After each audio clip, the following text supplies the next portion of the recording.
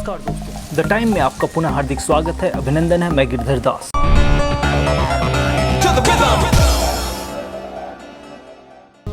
पूरा देश कोरोना महामारी की दूसरी स्टेज झेल रहा है और ये दूसरी स्टेज पहली स्टेज की तुलना में काफ़ी खतरनाक है।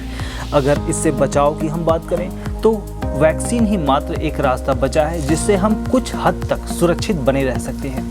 आप जानते हैं कि भारत में अभी तक सिर्फ 2 वैक्सीन को ही मान्यता प्राप्त है। भारत बायोटेक द्वारा निर्मित कोवैक्सीन और ऑक्सफोर्ड एस्ट्राजेनेका के द्वारा, जो कि सीरम इंस्टीट्यूट इसे बना रही है, कोविशील्ड इसे नाम दिया गया है।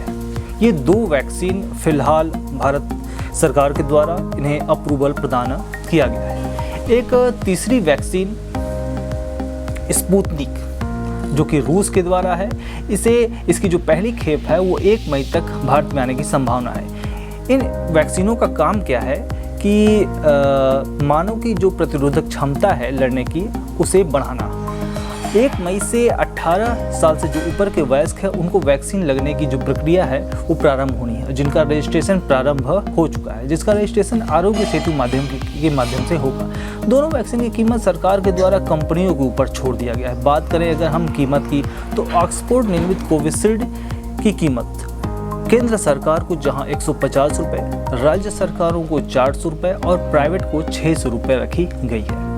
और दूसरी तरफ अगर हम भारत में स्थित जो बायोटेक कंपनी है, उनकी जो वैक्सीन कोवैक्सीन है, उसकी कीमत की बात करें तो केंद्र सरकार को ये वैक्सीन 150 रुपये में, राज्यों को 600 रुपये में और प्राइवेट सेक्टर को 1200 रुपये कीमत पर रखी गई है। दिल्ली के मुख्यमंत्री श्री अरविंद केजरीवाल जी के द्वारा प्रधानमंत्री जी से यह कहा गया है, अनुरोध किया गया है कि एक देश तो एक दाम भी होना चाहिए। खासतौर से अगर वैक्सीन की बात करें तो जब केंद्र सरकार को 150 रुपये में वैक्सीन पड़ रही है तो राज्यों को इतने महंगे दाम पे क्यों?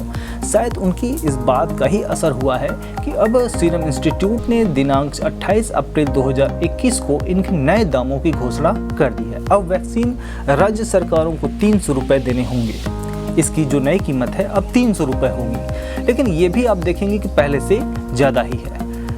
दूसरी तरफ इसका कारण जो कम करने का कारण है, उसको मानवता को आधार बनाकर 25% कम करने को बताया गया। पहले दाम रखते में शायद वो नींद में होंगे। वहीं दूसरी तरफ भारत बायोटेक ने अपने वैक्सीन के दामों में कोई बदलाव नहीं किया है। आप ऐसे समझ सकते हैं कि उनमें मानवता नहीं है, या यूं कहें कि आपदा में अवसर कंपनियां ऐसे खोजती हैं। आज के लिए बस इतना ही। अगर आपको हमारे चैनल अच्छा लगा हो या हमारे चैनल की जो विचार हैं वो आपको अच्छे लगे हों तो प्लीज़ चैनल को लाइक करें, शेयर करें और प्लीज़ सब्सक्राइब करना ना भूलें, ताकि इस तरह की जो भी लेटेस्ट खबरें हों हम आप तक लाने का पूरा प्रयास करें। इसी के साथ धन्यवाद, नमस्कार, जय हिंद, जय भारत।